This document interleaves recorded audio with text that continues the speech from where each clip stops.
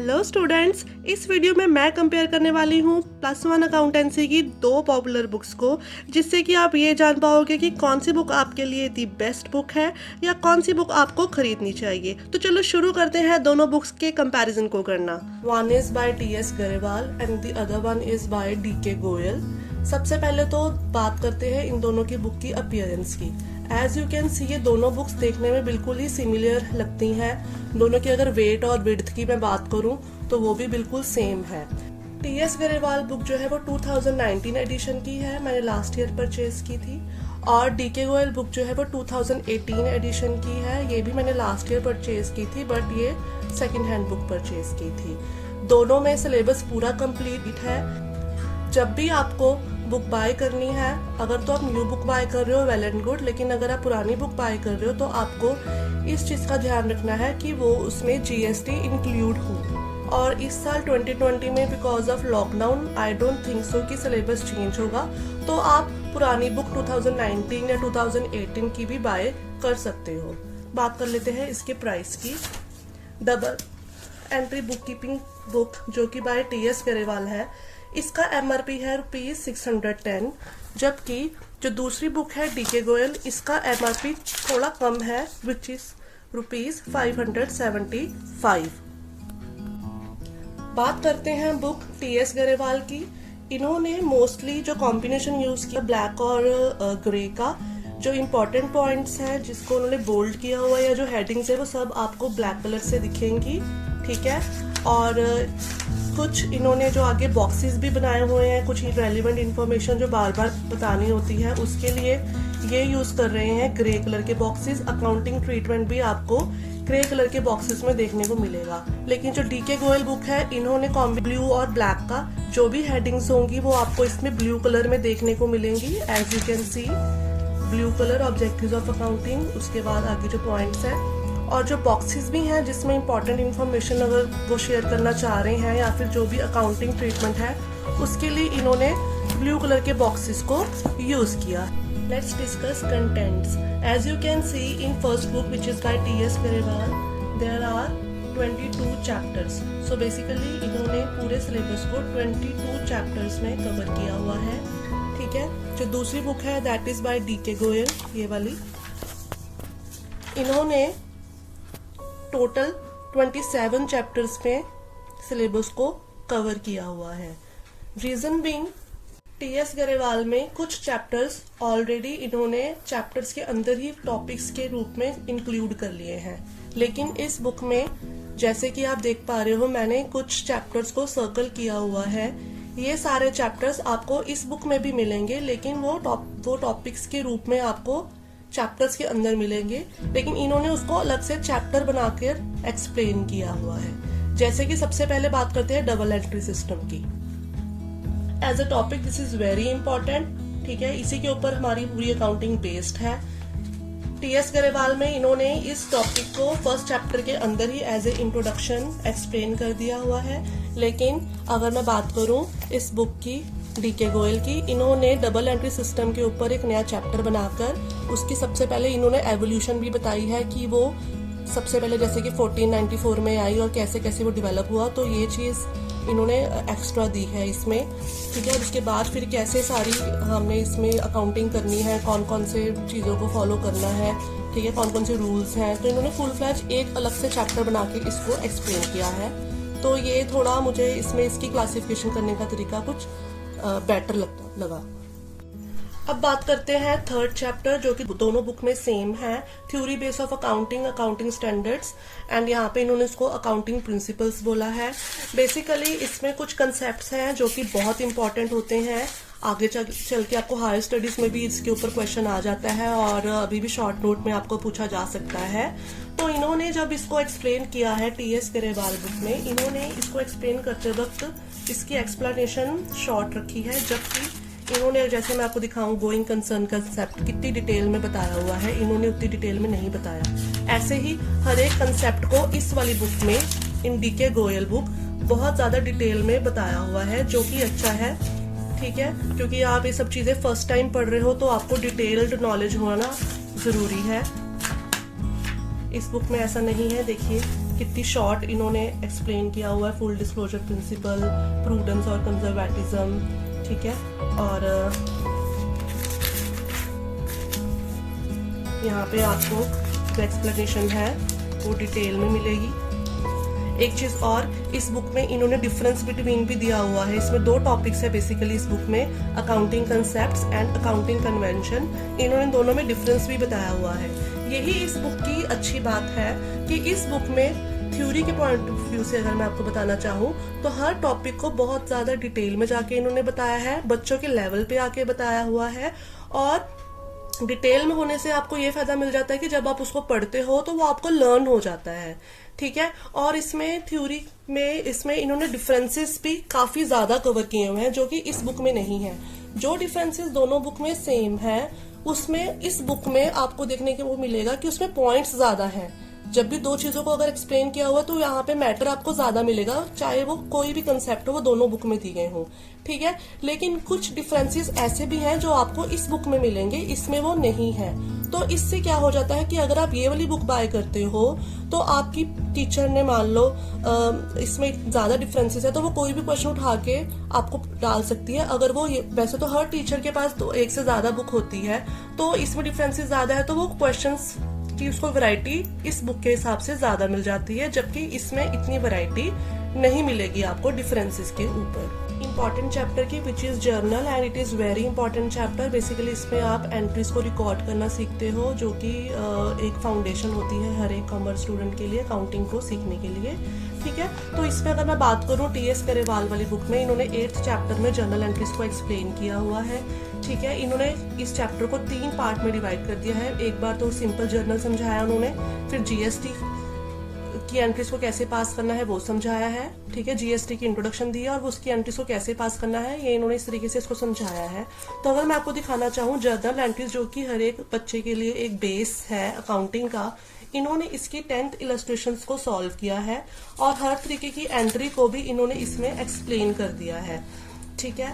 और अगर मैं बात करूं इस बुक की जो कि है डीके गोयल, इन्होंने जर्नल एंट्रीज का एक चैप्टर बनाया है जिसमें जीएसटी नहीं डाला है। और इस चैप्टर में अगर आप देखो तो टोटल 30 इलस्ट्रेशंस है। इसमें भी इन्होंने हर एक एंट्री को, चाहे वो सिंपल हो, कॉम्प्लेक्स हो, कंपाउंड एंट्री हो या फिर स्पेशल एंट्रीज हो, सारी एंट्रीज को पहले से ही इन्होंने एक्सप्लेन किया हुआ है इस चैप्टर में। और अभी इन्होंने जीएसटी शुरू नहीं किया हुआ है, पहले उन्होंने आपको इसकी प्रैक्टिस करवाई है और 30 इलस्ट्रेशंस में इन्होंने इस चैप्टर को फिनिश किया है और बाद में प्रैक्टिस के मटेरियल तो अलग से है ही। लेकिन इन्होंने 10 इलस्ट्रेशंस में जर्नल चैप्टर को जो है वो फिनिश कह सकते हैं या कवर किया है एज अ टॉपिक, और उसके बाद इन्होंने जीएसटी शुरू कर दिया है। साथ ही आप देख सकते हो 8th चैप्टर 8.33 से जीएसटी शुरू हो गया है। लेकिन यहाँ पे पूरा 9 काफी बड़ा चैप्टर इन्होंने कवर किया है जर्नल एंट्रीज का, जिसमें आपको प्रैक्टिस करने के लिए फुल काफी अच्छा मटेरियल मिल जाता है। 9.81 पे देखिए जर्नल एंट्रीज का ही चैप्टर चल रहा है, तो 81 पेजेस इन्होंने जर्नल एंट्रीज के बनाए हैं। उसके बाद इन्होंने जीएसटी को 10th चैप्टर में अलग चैप्टर में आपको समझाना चाहा है कि जीएसटी बेसिकली क्या है। जीएसटी इन्होंने भी जब समझाया है उसके अंदर ही समझा दिया इन्होंने। और जीएसटी की जैसे कि मैं यहाँ पे इन्होंने जो इन्फॉर्मेशन दी है कि वो 1 नेशन 1 टैक्स है और वो कब बिल पास हुआ, कब वो इफेक्ट में आया, ऐसी इन्फॉर्मेशन आपको इस बुक में नहीं मिलेगी, ठीक है। जैसे कि अगर मैं बात करूं डीके गोयल बुक की, जीएसटी के बारे में भी आपको मैंने समझाया। जीएसटी बेसिकली 2 टाइप्स की हो सकती है, उसमें 2 टाइप्स की चीजों का हमें अकाउंटिंग प्रोसीजर फॉलो करना होता है। फर्स्ट इज इंट्रा स्टेट और सेकेंड इंटर स्टेट। तो इन्होंने क्या किया हुआ है, दोनों टाइप्स का पहले अकाउंटिंग ट्रीटमेंट अलग अलग बताया हुआ है। देखिए जैसे इंटर स्टेट की पहले सारी एंट्रीज बताई, ठीक है, उसके बाद उसकी इलस्ट्रेशन बताई 1, 2, हर एक इलस्ट्रेशन इन्होंने बताई ताकि बच्चे को पहले एक टाइप समझ में आ जाए और उसकी वो पहले प्रैक्टिस करे, ठीक है। और उसके बाद जब 4 इलस्ट्रेशंस पूरी हो गई हमारी इंट्रा स्टेट की, उसके बाद फिर नेक्स्ट टॉपिक बताया इन्होंने second type which is inter state supply of goods, और इसकी सारी एंट्रीज को एक्सप्लेन करके फिर इसकी 1 by 1 स्टेप बाय स्टेप इन्होंने इलस्ट्रेशंस बताई है, ठीक है। कहने का मतलब ये है कि इन्होंने पहले एक टाइप को फोकस किया है, ठीक है, उसका अकाउंटिंग प्रोसीजर बताया है और उसकी इलस्ट्रेशंस बताई हैं, फिर सेकंड टाइप, जिससे कि क्या हो रहा है, जिससे बच्चे को पहले एक टाइप को वो समझ पा रहा है, उसको वो लर्न कर पा रहा है, उसकी प्रैक्टिस कर पा रहा है, तभी उसको फर्स्ट टाइप और सेकंड टाइप में डिफरेंस अच्छे से क्लियर हो जाएगा। ठीक है, लेकिन अगर मैं बात करूं इस वाली बुक की, which is T S. Grewal, GST का अगर मैं टॉपिक की बात करूं तो इन्होंने कोई इलस्ट्रेशन पहले एक्सप्लेन नहीं की, थ्योरी में ही इन्होंने अकाउंटिंग ट्रीटमेंट जो है बता दिया है दोनों का। ये देखिए, for intra state purchase and for inter state, मतलब साइमल्टेनियसली वो दोनों टाइप्स को एक्सप्लेन कर रहे हैं। ठीक है, और दोनों को इन्होंने इकट्ठे एक्सप्लेन करके फिर इन्होंने जर्नल विद जीएसटी शुरू किया हुआ है। और इस जर्नल एंट्री में भी आपको मतलब दोनों को मिक्स करके उन्होंने बताया हुआ है। इस जर्नल एंट्रीज में इन्होंने सेपरेट करके दोनों टाइप्स को, जैसे कि इस बुक में हुआ था वैसे नहीं है, इन्होंने पहले ही इकट्ठे उन दोनों टाइप्स को एक्सप्लेन कर दिया और उसके बाद इलस्ट्रेशन के अंदर भी उसको इकट्ठे ही डाल दिया। ठीक है, जबकि इन्होंने पहले उसकी प्रैक्टिस करवाई है। ठीक है, उसके बाद उन्होंने उसको कॉम्प्लेक्स करके इकट्ठे किया है। अब बात कर लेते हैं एक और इम्पोर्टेंट चैप्टर की, विच इज फाइनल अकाउंट्स, या फिर उसका सेकंड पार्ट है। मतलब फाइनल अकाउंट्स के दो पार्ट बनते हैं। फर्स्ट पार्ट दोनों में दोनों बुक्स में सिमिलर है, उसमें ज़्यादा कुछ नहीं है बताने वाला। सेकंड पार्ट जो है that is adjustment in preparation of financial statements. तो ये इसमें हम एडजस्टमेंट्स करते हैं। तो जो फर्स्ट वाली बुक थी दैट इज टी.एस. गरेवाल, तो इस बुक में जैसे कि एडजस्टमेंट्स हैं तो आप देख पाओगे कि कुछ एडजस्टमेंट्स इन्होंने एक्सप्लेन की। और सेकंड इलस्ट्रेशन तक तो विदाउट जीएसटी था, मतलब 2 इलस्ट्रेशन इन्होंने विदाउट जीएसटी करवाई है और थर्ड इलस्ट्रेशन विद जीएसटी शुरू हो जाती है। ठीक है, तो साथ के साथ ही जीएसटी डाल दिया और उसके बाद फिर बाकी एडजस्टमेंट्स करवाई इन्होंने। लेकिन अगर मैं बात करूं इस बुक की, विच इज डी.के. गोयल, इन्होंने सबसे पहले मोस्ट ऑफ द एडजस्टमेंट्स है पहले वो सारी एक्सप्लेन करके और उसके बाद फिर जीएसटी इन्होंने शुरू किया है और पहले 8 इलस्ट्रेशंस इन्होंने कवर कर ली है विदाउट जीएसटी। ठीक है, और उसके बाद इन्होंने GST as a topics explain किया है दोबारा से और फिर उसकी क्या एडजस्टमेंट बनेगी उसको एक्सप्लेन किया हुआ है। सो बेसिकली ये बुक वालों ने क्या किया है, पहले आपका ज्यादा फोकस अकाउंटिंग के ऊपर किया है कि अकाउंटिंग जैसे पहले बच्चे जब जीएसटी नहीं आया था तब करते थे। ठीक है, उसको समझाया गया है पहले आपको अच्छे से और उसके बाद फिर आपको उस नॉलेज को जीएसटी में कैसे अप्लाई करना है वो सिखाया गया है। ठीक है, लेकिन अगर मैं बात करूं इस बुक की, ये साथ के साथ ही जीएसटी को लेकर चल रहे हैं। ठीक है, थोड़ा सा इस बुक में वो जो लेवल है वो हाई रखा हुआ है, थोड़ा सा कॉम्प्लेक्सिटी है, बच्चों को समझने में कहीं थोड़ी प्रॉब्लम आ सकती है। ठीक है, क्योंकि इन्होंने स्टेप बाय स्टेप गाइड उतना अच्छे से नहीं किया और स्टेप बाय स्टेप जो प्रैक्टिस मटेरियल देना चाहिए वो नहीं दिया है, जो कि इस बुक ने किया है। ऐसे ही मैं बात करूंगी कुछ और चैप्टर्स की, जैसे कि डेप्रिसिएशन चैप्टर है। डेप्रिसिएशन चैप्टर भी इन दोनों बुक में डिफरेंट तरीके से मतलब उसका ऑर्डर जो है वो अलग है। ठीक है, तो मैंने प्रैक्टिकली डेप्रिसिएशन चैप्टर दोनों बुक से पढ़ाया हुआ है और जब मैंने और एक ही स्टूडेंट्स की क्लास को जब मैंने इस बुक से कराया तो मुझे इतना अच्छा रिस्पांस नहीं मिला और जब मैंने उसी टॉपिक को इस बुक के हिसाब से करवाया, डी.के. गोयल की बुक के हिसाब से करवाया, तो बच्चों का रिस्पांस अच्छा था। ठीक है, ये बुक जो है वो सिंपल से लेके फिर कॉम्प्लेक्स पे लेके गई। बच्चों को पहली बार ही डेप्रिसिएशन पढ़ना था। ठीक है, क्योंकि आपने पहली बार ही काउंटिंग किया है। इस बुक का लेवल थोड़ा सा हाई है। ये मैं बात करूं बैक एक्सरसाइज क्वेश्चंस की, तो वो भी strictly in order of illustration है। ये देखिए, question in number 1 to 25 are strictly in serial order of illustration, मतलब जैसे जैसे आप इलस्ट्रेशन करोगे वैसे वैसे ही आपको बैक एक्सरसाइज मिलेगी। तो जो बच्चे सेल्फ स्टडी कर रहे हैं उनके लिए ये बुक एक अच्छी गाइड साबित हो सकती है। उसी तरीके से अगर मैं बात करूं आपके साथ जो बैक एक्सरसाइज पे जो आपको मटेरियल मिला हुआ है क्वेश्चंस, तो दोनों बुक में क्वेश्चंस हर तरीके के आपको मिल जाएंगे। ठीक है, जो कि प्रैक्टिस के लिए बहुत अच्छी हैं। लेकिन अगर मैं स्पेसिफिकली बात करूं ऑब्जेक्टिव आंसर क्वेश्चन की, तो जो टी.एस. गरेवाल है उसमें आपको एमसीक्यूज मिल जाएंगे।